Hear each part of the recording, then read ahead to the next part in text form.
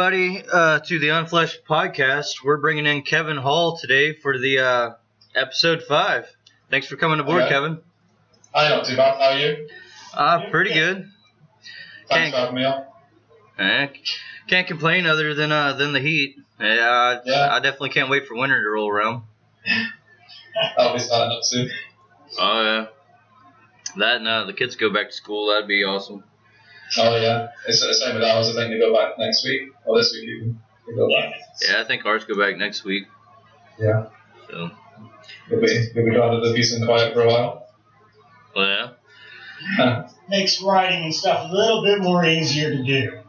Yeah, you get that basic 8 hours, Yeah. a typical work day anyway. And then you get to struggle, to if you want to finish up something beyond that. Here's a question I want to ask right off the top with you, if you don't mind. A real simple one. What do you like to read in your free time when you're not doing anything else? You have some downtime for yourself, and you open up a book. What do you like to read? Oh, so many. My biggest influence is Stephen King, which you probably noticed. I'm a big Stephen King fan. I'm currently reading Under the Dome again, because the TV series is on at the moment. I'm trying not to read the end, because it's kind of going off in its own direction, the TV series a wee bit. But I love to read anything Stephen King. I'm also a big fan of Terry Pratchett and Discworld novels. There was a read. I'm a big sci-fi fantasy horror fan. Okay, all right. Just to add on to that real quick, since you said you're reading a book that there's also a television series, what are your thoughts on that as far as are books better than the movies or television, or what's your thought process on that? It can be. This one's actually fleshed out the characters more in the TV series with this one. You get to spend more time with them. When in the book, sometimes they're only on a few pages and then they're gone, so the characters come on. With Stephen King, he does do really well written characters, but sometimes you don't spend enough time with them. And if it's something like a TV series, more so than a film, you get to know them a bit more, you get to know the past. And the way they've gone with some of the characters as well. And when you picture the characters in your head when you read it, sometimes they're not who you expect when you see them on telly, which is sometimes a good or a bad thing. What's your favorite Stephen King book? Sorry? Well, what's your favorite Stephen King book? Oh, Pet Sematary. My favourite one's Pet Sematary. I probably could have answered that one, actually. Yeah. I mean, the book in itself is so scary. And when Stephen King wrote it, he put it away for 3 years because he was too afraid of it. You actually have a Pet Cemetery group on Facebook, don't you? Yeah, it's a fan series. I've not done much for a while. It's a fan fiction. I'm trying to do a Pet Sematary series, TV series, and I've done 7 episodes so far. And the first 3 episodes take place directly after the first movie. So it's kind of ties up the loose ends, and it goes off in its own direction. So it's kind of like the X-Files for the new generation. It's got 2 FBI agents visiting the site where the Pet Cemetery is. And there's an Indian and a code redbird that comes in. And you actually have those on film, or?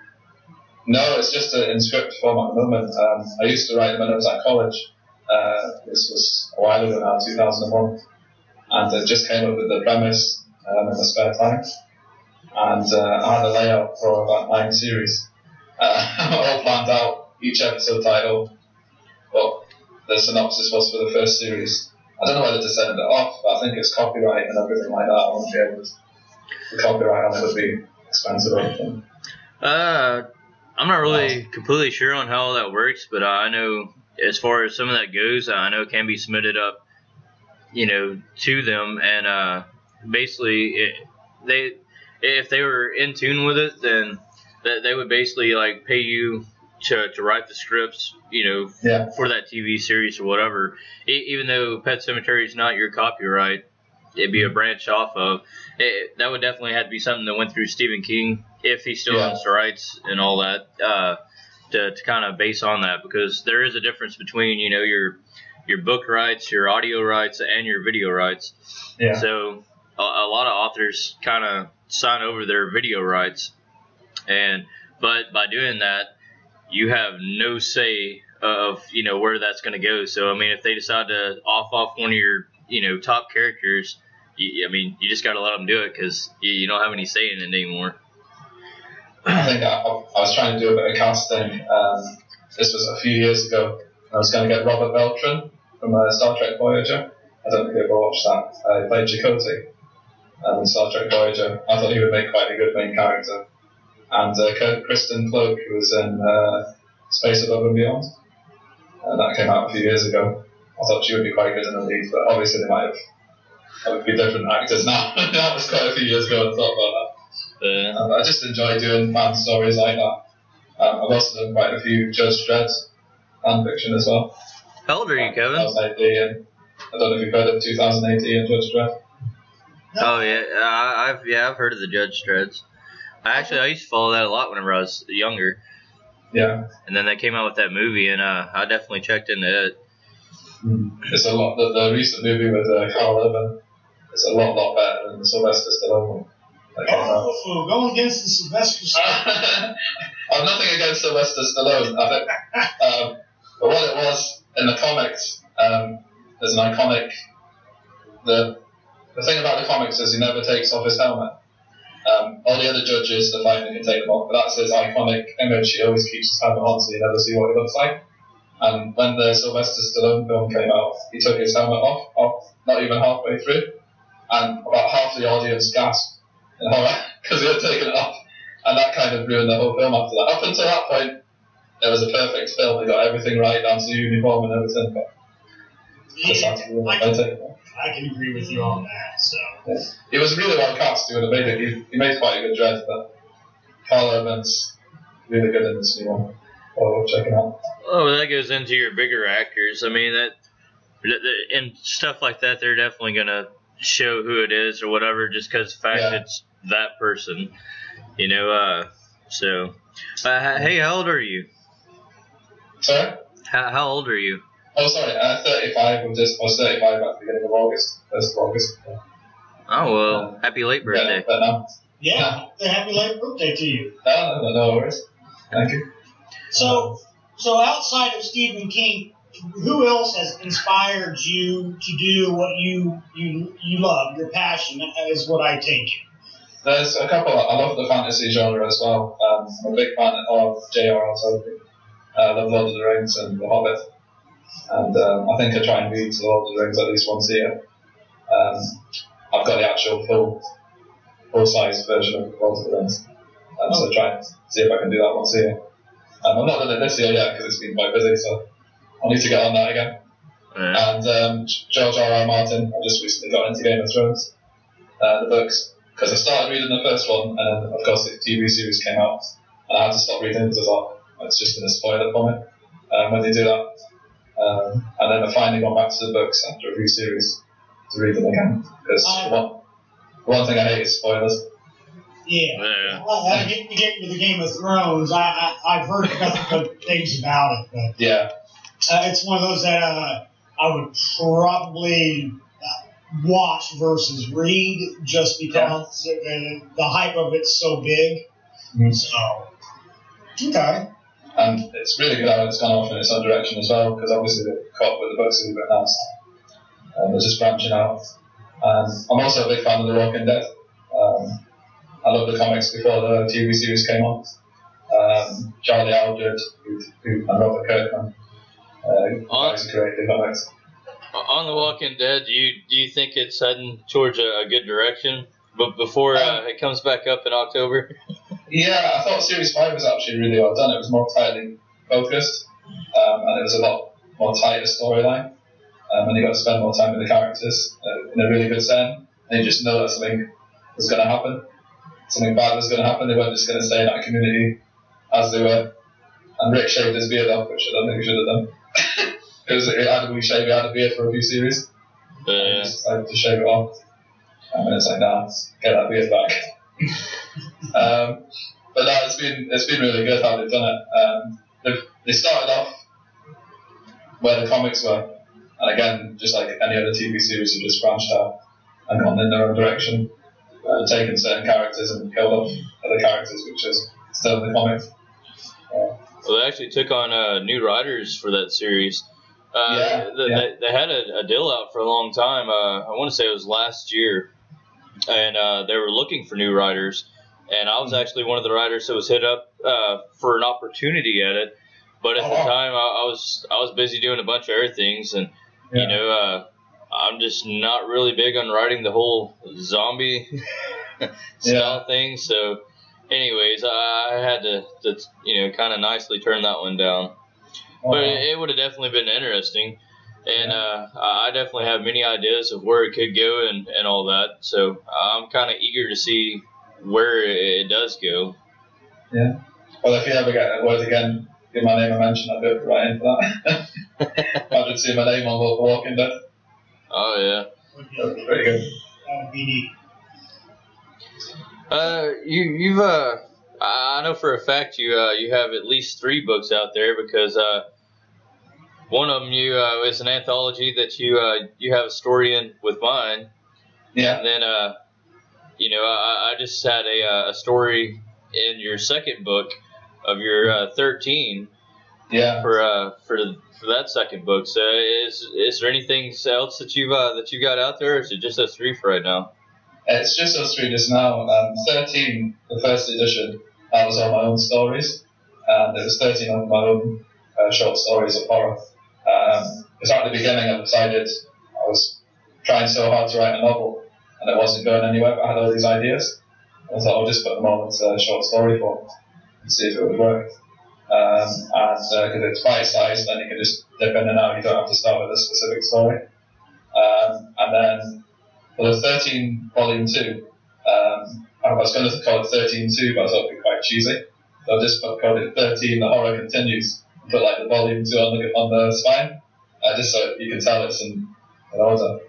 And I thought, well, I'll get some other writers involved in the second one, in the anthology, not just me. And that's why I reached out for other people to be in. Well, and we actually did an interview yesterday with Rob. Rob Shepherd. Yeah, that also they got into your 13 volume 2. Have you read that yet as well, TJ? Have you read the second one yet? I haven't. I just got back, not too long ago from doing my book tour, and then S.K. Ballinger, he came down and all that. We went through and just completed the Unfleshed, and then plus I still had my other books that was on top of that.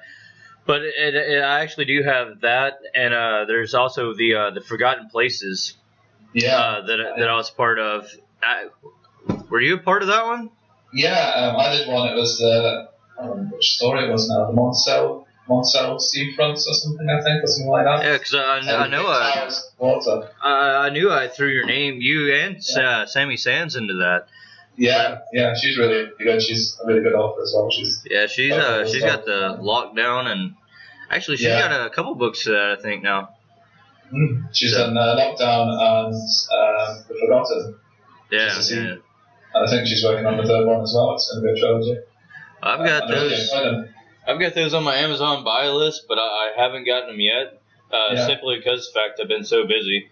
That, and I've had a lot of other authors that are fans of mine that have sent me their books, and I literally have about 5 more books that are about that thick to go through. Just trying to find the time. Oh yeah. I tell you what, it's pretty hard. But as I told Shane earlier, I was actually very excited, to be able to get you onto our show, because I've personally got to read some of your work, and I think it's awesome. Oh, thank you very much. I mean, me and my wife both. I mean, we're definitely pretty big fans on it. That's good, Alex. Sorry, SKF. Some point, that's for sure. I'm not actually a big time reader, anyways. I don't. If it's not comics or NFL, or something, I typically have a hard time writing now. Well, you actually have read 2 of his stories, because both of them were in the holiday horror. Of course, yeah. I really enjoyed those as well. I thought they were really good. I'm not read it for a while. I need to get back to it and read it again. Oh yeah. It is good.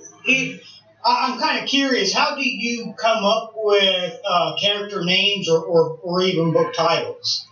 It's sometimes quite tricky. The book titles are actually the easiest part. I know some people sometimes struggle with the title. Even Sammy was saying, I was trying to come up with some of her books, and she says, "Oh, you've got some really great names there." But once I've got the actual title, I try and work around that, and then come up with the characters. But if it's characters that I've seen on telly, I'll sometimes change their names a wee bit. If it's like the last name, I'll put that as the first name or something like that. I think in clown stories, you read the clown ones, TJ? Yeah. The clown ones. The main character in that doesn't really have a name because it's like from a third person or first person. I can't remember whether actually talking to you. But you get to know the kids, and Tom's one of the kids as well, and he meets his new wife in the third one, and they've got kids. She's got kids as well. That you get to know. Because Clown was originally going to be a trilogy, then Clown 1, 2, and 3. So the third one will be in 13 Volume 3 next year. And I've actually come up with a Clown 4, which is going to be a completely different family. I was actually going to do a different perspective and do it from the perspective of a female instead of the male in the first person, to see how that would work. But I think I'm working on Raven's Edge at the moment still, which is my first proper novel. I've been on it for about 6 years. So it's been quite a long time. I've just been picking up bits every so often. And I would say I'm about halfway through it. So I'm getting there. So is that one of those things, I'm going to further pick your mind, is that one of those things when you are writing that you could be in the middle of doing one project, but then something will click in your mind and then you'll write it down or take notes on it or something like that? Yeah, I'm bad for doing another project and then going on to another one. So you get so many ideas, then you put that one to the side for a while. Especially with a novel, because I think it takes quite some time to write one, and you don't have much. And then when you get to a point when you think, "Oh, I'll leave it for now and go on to something else," that I can come back to it later on. But Sammy's always gone on to me for doing more Raven's Edge because she really likes it so far. It's got some really great characters. I'm just trying to remember the names of them. It's been so long since I've been writing it. But it's set in like the 1880s or the 1890s. And it's like this small Scottish town that's had this big, massive nuclear accident, and it's been shrouded in fog. So it's kind of like Silent Hill in a way, in Resident Evil. It's kind of in that way, but then it goes off on its own direction. You think it's one thing, then the vampires and the demons come in halfway through. It's very nice. So you do add some. So you like vampires a little bit or what have you too? Yeah. Awesome. You've got a badass woman in it. So hard trying to remember the names when I've not got the story in front of me. But you've got like a badass woman in it who's like dressed in leather and with 2 swords fighting all these demons. And you get like a group of people, and the main character, he's like in charge. He's got special powers. He has to wear like this cloak, like this big leather cloak and a big horn mask. And he's got a staff as well. He actually gets to meet his future self at one point. But I won't say too much more. But that's a really good bit. Yeah, that sounds very interesting. Now, see, that would be a book I would buy hands down. So yeah, and that's your novel, right? Yeah. Oh my gosh, and it's really hard to try. Yeah. How much long do you think you have? Well, I'm going to go back. I've not been writing for a wee while. It's just been so busy, not had the chance to do any more. I plan to do a few more editing stories on 13.3, because that's pretty easy to do, just to edit some stories and put them in. But I'll probably get back to Raven's Edge. I was saying to DJ earlier, to try and do like an hour a night, put aside an hour a night for writing. Try and do that. Just maybe when I get home from work, do 8 or 9 or something every night. So do you work a full-time job too then? Yeah, I just work in the factory, Limac, so telesales. It's for stairlifts. So it's a full-time job, 9 to 5, selling stairlifts over the phone. It's a pretty well-paid job. So balancing your time and writing has got to be pretty difficult. Yeah. I can relate to that. So. I mean, I sometimes have time at the weekends, but to catch up with TV and doing all the like housework as well. But I do enjoy writing. It's just trying to find the time to put it in. Sure, I understand that. Yeah. So Kevin, I've seen a video of you. It's been a little while back now, but I was gonna go through the details behind that. You actually did the ice bucket challenge. Oh God, yeah. Did you ever do that in America? Oh yeah. I actually, there's a video of me. I had to do it too. You sat in the bucket, you put your feet in the bucket, and then get another one and just chuck it over your head. I thought, right, I'm just going to put my shorts on, I'm just going to put a t-shirt on, just my clothes, I'll be fine. And the first bucket actually wasn't too bad. It was the second bucket where I was putting my feet in. I just thought I would just put that over my head as well. And that was the coldest. I was absolutely freezing. You'll hear me, in the video. I was like, right on, man. But we all did it. I think we got tagged who to do in the videos next. But it was just a bit of fun. It was good fun. I'm going to have to search for that. It'll be on there somewhere. TJ will find it. Oh yeah. I mean, yeah, right there. It was like I said, it was something that I don't know if you posted up on your wall or someone tagged you into it, and it was on your wall. But yeah, I saw that, and actually, whenever I saw yours, that was probably about 3 or 4 weeks after I had done mine, and before it was all said and done, everybody in the house ended up having to do it. So, it was fun times. Oh yeah. I was challenged, but I manginaed out. And I was like, well, it's never too late. You can still do it. I don't know about all that. All right. No, that's good. I am going to look for that, though. I like to see it. Doing my radio show. I've had a few special guests on already. I don't know if you've heard of a band called Jessica, Syka. They're a New York-based band, rock band. No. They're meant to be coming on in a couple of weeks. I wasn't sure if you may have heard of them. They've got quite a big following on Twitter. More worth a look out. They've got some quite good songs out. You ever bring authors onto your show? I've had Sammy on. Well, that's about it. Oh no, I tell a lie. I've had Sarah Lotz. She's been on. She was on a couple of weeks ago. She's written 2 books. One called Day 4 and one called The 3. And they're set in the same universe. Day 4 is like about a plane crash. There's about these survivors. And they've all got like special powers or something like that, and they're all connected.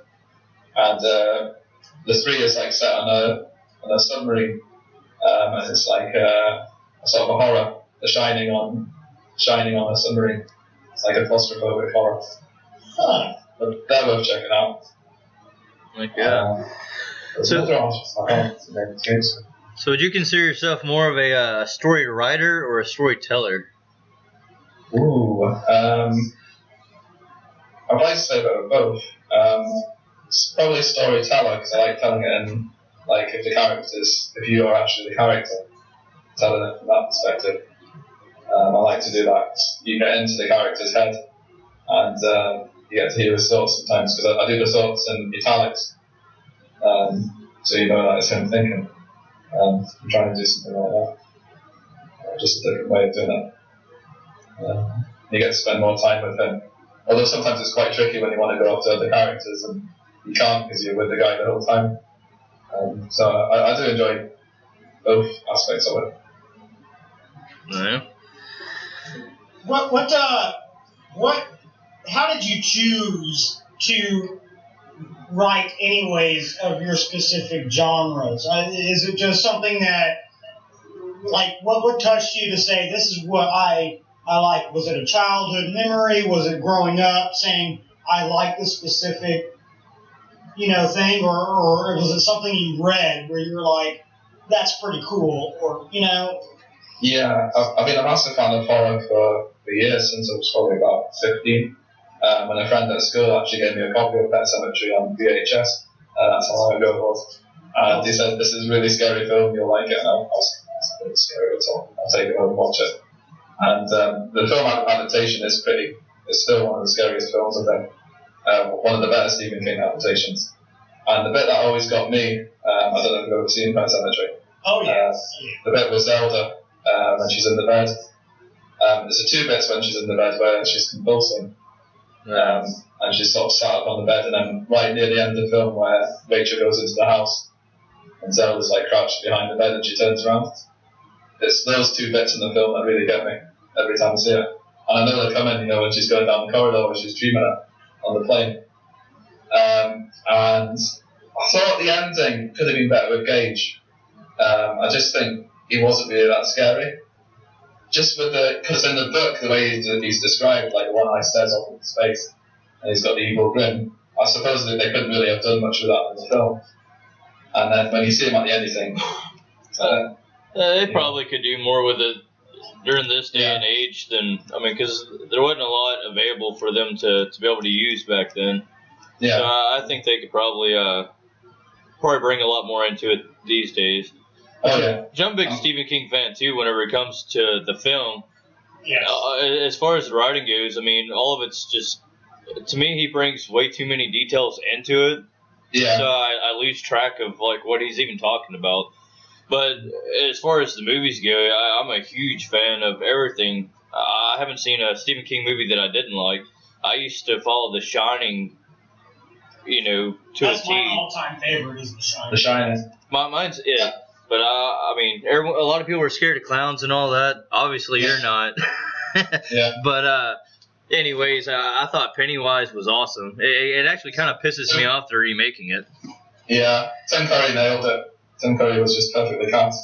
Oh yeah, which Tim Curry, he's an awesome actor, anyways. Yeah. No matter what you've seen him in, Legend or the Rocky Horror Picture Show or etc. He's a pretty good actor, anyway. And you'll probably be glad to hear this. On the 30th of August, I've got the original Shining twins on the show. Oh yeah. Really? They're going to be on the show after 3 o'clock UK time. You need to shoot me your link and also share it on this podcast as well. So Yeah. I can be a part of that. It's going to be awesome, I think. They messaged me on Twitter saying they're still up to come on. I'll add you as a friend on Facebook as well, SK, and send you the link to the show. I really appreciate that. I have, since we're talking subjects of a little bit of horror and movies, debate that me and TJ have had several times over is, would you consider Jaws horror? It's a good question. It does certainly have horror aspects in it. A horror thriller? That's what I said, like a horror thriller. There's definitely some horror scenes in it. The bit that gets me in Jaws is when the guy's swimming in the water and the head pops out. Yeah. Pops out of the ship, the head. Yeah. And the guy. Yeah, and he drops a tooth. I still jump at that. I know it's coming, but I still jump. And Steven Spielberg, when he was shooting that scene, I remember him in an interview once. He said he was sat in the cinema, like one of the first screenings, just behind in the back row, just to see what audience's reactions would be. And when the face popped up, everyone's popcorn just shot up in the air. Everyone just jumped out of their seats straight away and says, I got them. It's just one of those scenes that you always still remember. Oh yeah.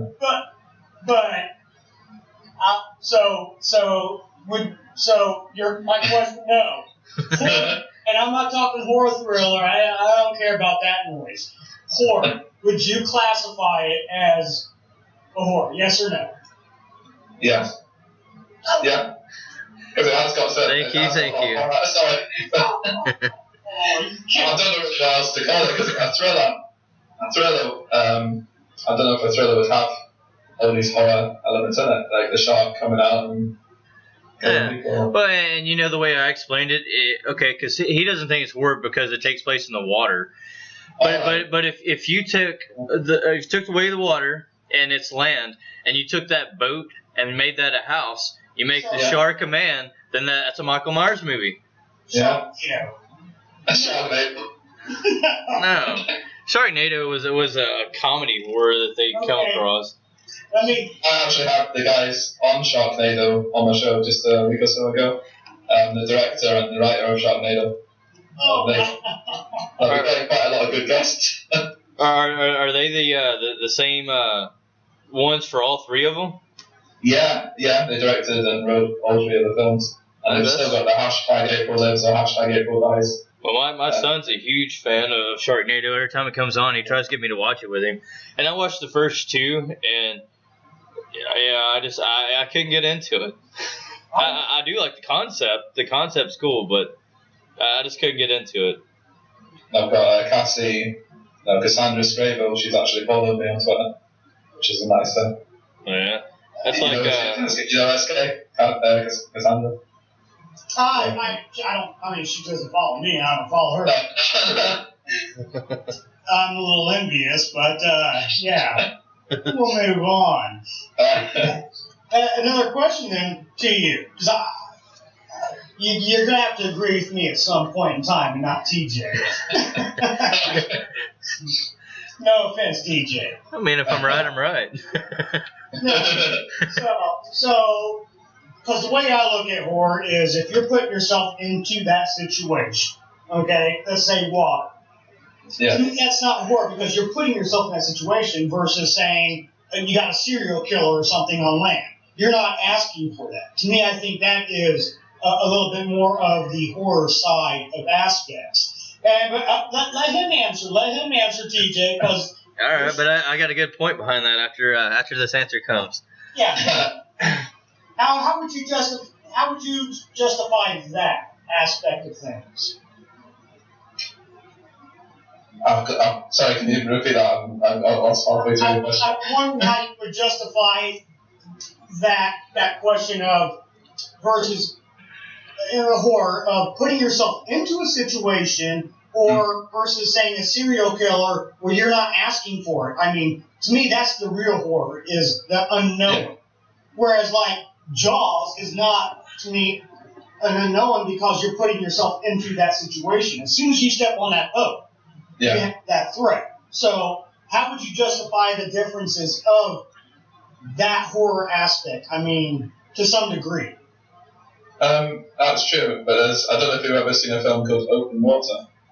Yes. And I would definitely classify that as a horror. And that's based off true events. And the sharks are underneath. And that's a really claustrophobic film. I went to see that in the pictures as well. Yeah. The impact got lost on the telly when you're watching it again, but in the pictures, it's right in front of you. And it was actually supposed to be based on a true story. Yeah. Yes. Yeah. I think that would be in a horror situation. Well, they say that very situation alone has happened thousands of times per year. Yeah. But however, I don't see horror as putting yourself in that situation or not putting yourself in that situation. Okay, we would argue it out right now. You think that Michael Myers is horror, correct? Yeah. How are you not putting yourself in the situation instead of running out the door and running up the stairs? You're asking to die because, well, what's your escape now? Go off to the roof and jump off? You just limited what you did. You made that choice. But if someone's following you and all that, why are you going to just run into the house? They got doors they come through. They got windows they can come through. You're putting yourself in that situation. No, you're not. You're sleeping in bed, and he comes in, and he tries to screw you up. Oh, no. No, usually they're in the middle of fucking or some shit in those stories. So either way, Jason Voorhees, you could have ran the hell, out of the woods into the road and left Camp Crystal Lake, but you run back to a cabin. Here's a simple resolution to that. You don't go to the camp. You just don't. Stay away. Right? But that's the thing though. I would have made entertaining movies if they did that. That's like removing yourself from that horror. The same way as not going swimming in the ocean is removing yourself from that horror. So I mean that's ultimately what you're saying is just taking it away. However, I think for something to become horror, it's the fact that it's got that bit of reality of shit that can actually happen. That's the scare factor behind there, because if you go swimming, yes, it is very factual that you could get eaten by a shark. They eat surfers all the time. They've taken bites out of their boards and everything else. which I don't feel sorry for. Don't Well, give me you know what? You could be sleeping and someone could just come into your house, break in, and come and kill you. Just same way as like a Michael Myers movie or any of that. I mean, it's the same situation, same thing. Let's get back with our guest. I'm enjoying that. Let's get back with our guest. Kevin, do you agree with me? It's a hard one. I don't know, because saying that, you would probably run out the door in a normal situation, you know, if it was horror, you'd run straight out the door. But if you did that in movies, it wouldn't be a movie. And that's what's entertaining about it. You know, the stupid, it's like, why did you just not run out the door in the first place? But it makes for great movies. But I'll tell you what, on that note, what did you think about the movie The Strangers? I've not actually seen it yet. That's the home invasion one. Yeah. I've seen the trailer. It does look really good. Well, a lot of people, there's a couple of people at work who saying it's really jumpy, really quiet. I thought that it hit pretty hard. To me, it was a very cheap made film, and there wasn't really a whole lot to it. But for the facts behind the horror side of it, I mean, yeah, it was very spot on, because I mean, you know, how they were able to intel that movie was just, I mean, I could see that being how it would actually happen, you know, in a situation of someone coming, you know, to like kill you at your house or something. The ending sucked. I'll tell you that right now. That was horrible endings ever. I'm just giving you a heads up, my friend. I didn't. Movie up until then. Oh yeah, absolutely. Yeah. But the ending was like, are you really? Yeah, I don't want to give it away, but it was just they could have done a whole lot more, like. Well, but did you watch it till the actual end, because they come back to it? I did. Well, I thought the ending wasn't bad, but. You also think Jaws is horror, so let's move on. but on that, you know, they said it was based off of true events. Yeah. The only true events that was based off of is people was going and knocking on people's doors as pranks, and then they turned that into a horror movie as far as what that became. So the facts behind that being based on true events is kind of off in left field. They went a long ways with that true events with that. What about The Purge? Have you ever seen The Purge? Yeah. I like that. I do. I like The Purge. I haven't seen the second one. I thought the second one was better than the first one, actually. That's it. I've only seen the first one. I really like the first one. Yeah, I do too. I like the concept. The second one was pretty awesome. The second one takes it out, doesn't it? It takes it out into the streets a bit more. Yeah, it's it's basically following the first one. So, but yeah, I thought it was pretty good. I mean, I like the whole concept behind it, anyways. Yeah, the concept is great. And I mean, I love those types of films. I'm a big fan of the found footage genre. I know a lot of people might not like it. I'm quite a big fan of the paranormal activity films. I like number one. Number two is okay. They seem to be like the even number ones that are the best. I like one, I like three. I wasn't too keen on four.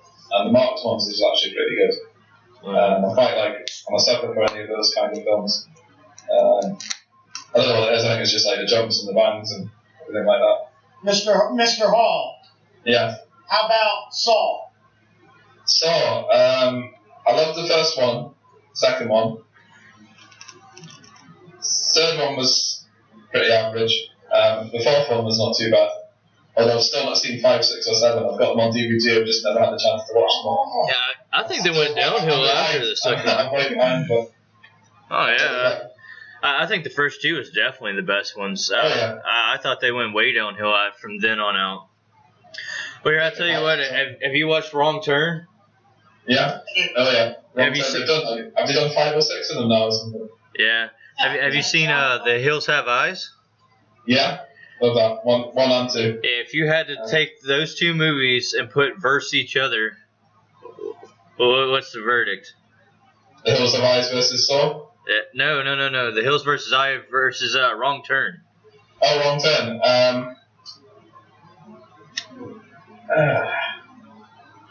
I'll probably say The Hills Have Eyes, because I actually thought it was quite a really good remake.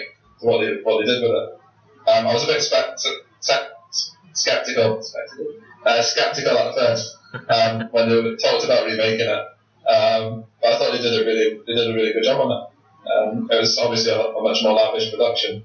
But good, I was going to say good looking, but obviously you know what I mean. It had a modern day approach to it as well.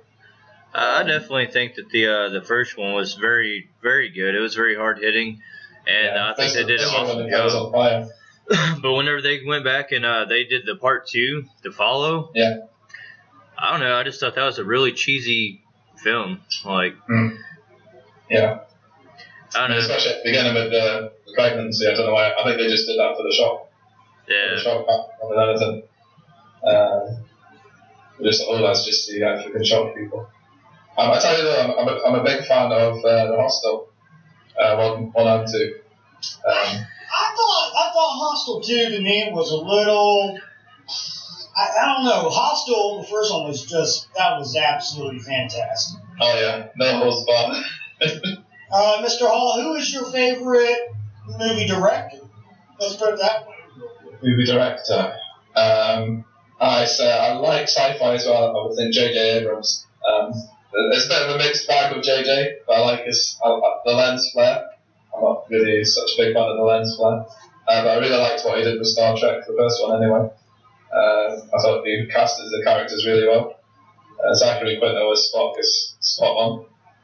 And Chris Pine. But I think with the second one, they just made it too much like Wrath of Khan. We knew Benedict Cumberbatch was going to be in it, and then it turned out to be Khan after all. And I think they should have just gone somewhere else with that completely. And they spent too much time on Earth. I think in the first one they said, we're going to boldly go. And then in the second one they just brought it back home, which I think put a lot of people off. But there was definitely some good moments in the second one. I'm looking forward to the third one anyway. I think that's step in the right direction with Simon Pegg on board. Have you read much on Clive Barker? Clive Barker, I've not read his books, but I've seen Hellraiser. I'm a big fan of the first Hellraiser. I actually had Nicholas Vernon Vince on my show. He was one of my first guests. He played the Chatterer in Hellraiser. Yeah. He was on my show. Really nice guy, really down to earth. Wouldn't expect him to be like that for being in the horror films. Candyman's a personal favourite film of mine. Still really creepy. Well, obviously not 2 and 3. Not those ones. But the very first one, I think they did a really good job turning the short story into a big film. Have you ever watched any? And this is pretty old school. I'm 41 years old, but Phantasm. Phantasm. I've definitely heard of that. I've never seen it. I think they've done 4 of them or something, haven't Yeah, they're pretty old school, but yeah. But no, I love the Phantasm movies. They look really good.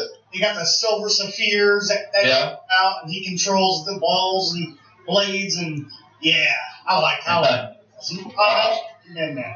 Aren't you doing the 5th one as well, or is the 5th one come out? They got the original guy back. Oh my! I think it scaled back. I think it died down. I don't think. Right, I'm sure. I don't think. Unless one. I don't think there's a. No. Anyways, moving on. Sorry.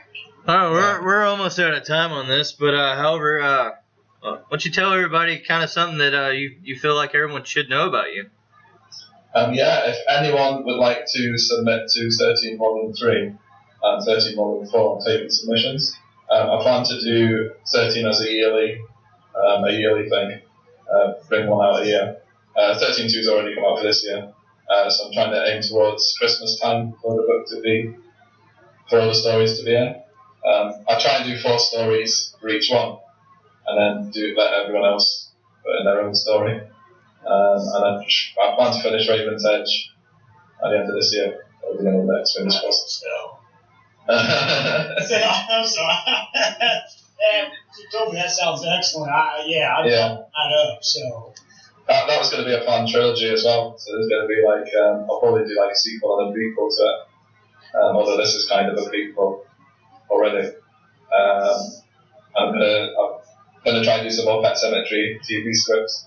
I'm working on episode 8 at the moment, so when I RGSK, I'll send you the link to those to have a look at. Yes, please. See what you think. But no, I try and with that one, I try and because the first 3 episodes tied for the loose ends in the film, then I went off into its own direction. But you kind of tie back to, you still get references from the book and the film as well. So it's worth checking out. Well, I plan to do some more short stories. I was going to do. I've actually got a superhero one that I'm working on called High Flyers. That I've not had a look at for a while. And the main character is called Blue Smoke. And he's like this mysterious guy who's all shrouded in smoke. You don't see what he really is, but he's zooming around the city all the time. But he's kind of like the anti-hero, kind of like Deadpool. And I'm going to try and go back into that. And the only guidelines will be it's going to be set in a city. I'll need to try and come up with the name of the city as well. And the main characters, I don't know what the main character is called again. But he's going to be like the arch villain, and all the stories are going to be based around that. So you can be any superhero you want, and then all these superheroes come together to try and face off against him. So each story is going to have like a new superhero, and see how it's done. I like superheroes. That's one of my favorite things. That's why I said comics. I love comics. I grew up on comics and Stan Lee. And so. Yeah. I would say I'm more of a Marvel fan than DC. I think Marvel was just a lot more fun. Yeah. I've got a soft spot for some of DC, but it's just too dark at times.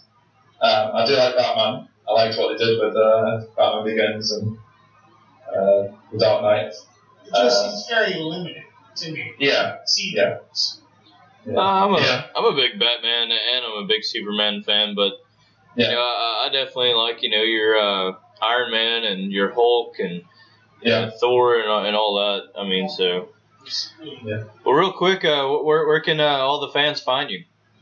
Yeah, I'm on Twitter. I'm on Kev_H80. It's my first name and last name on there. There's a capital K, so it's Kev_H80. I'm also on Facebook. Just look for Kevin Hall. You'll find me on Facebook. From Haddington in Scotland. You should be able to come across me. And that's about it. I've got a website coming soon. I've got a guy called Craig Teal working on this website called Out of This World. So that should be coming out later this year. Can you be found on Amazon? Yes, I'm found on Amazon as well. If you just type in 13 by Kevin S. Hall or 13 The Horror Continues, you should come up with the books and the links to that, and you'll find me on there. And if you want to listen to the radio show, it's radiosaltire.org. Radio and then SALTIRE, radiosaltire.org. It's like a Scottish name. You'll be able to listen to that every Sunday. And if you're big fans of movies and TVs, you like all the themes that I play and special guests. I definitely will be listening to that. Yeah, you're going to shoot me some links anyway, so I appreciate that. So You'll get all the shows on Mixcloud as well. If you type in Kevin Hall's movie moments, you'll get all the shows on there. Awesome. okay. Well, Kevin, thanks for coming on to the show. I mean, it's definitely been an honor for me because, I mean, I've been talking to you for a couple of years now on Facebook and actually had the privilege to work with you. And so, I mean, it's definitely an honor for me. Just a quick to say thank you for getting me into writing again, because DJ helped me pick up the pen, pick up the keyboard and start typing again. And got me back into it. It helped me with my first novel getting out, so many thanks for helping me get back into it. Well, for me, it was a definite pleasure meeting you, and I look forward to following you and, in time getting some of your work and things of that nature and listening to your radio show for sure. But also really appreciate your time because you're in the UK, right? Yeah. And so, the time difference, but... It's actually not too bad. It's just coming up to 9:15 now, so it's not too bad. Not too late at all. Okay. Well, still appreciate your time, Kevin Hall, and hopefully one day we can have another sit-down interview with you. Yeah, sure. I'd love that. Anytime you want to have a chat, I'm available most evenings. Burn you to the ground. Burn you to the ground. Burn you to the ground. Burn you to the ground. Burn you to the ground.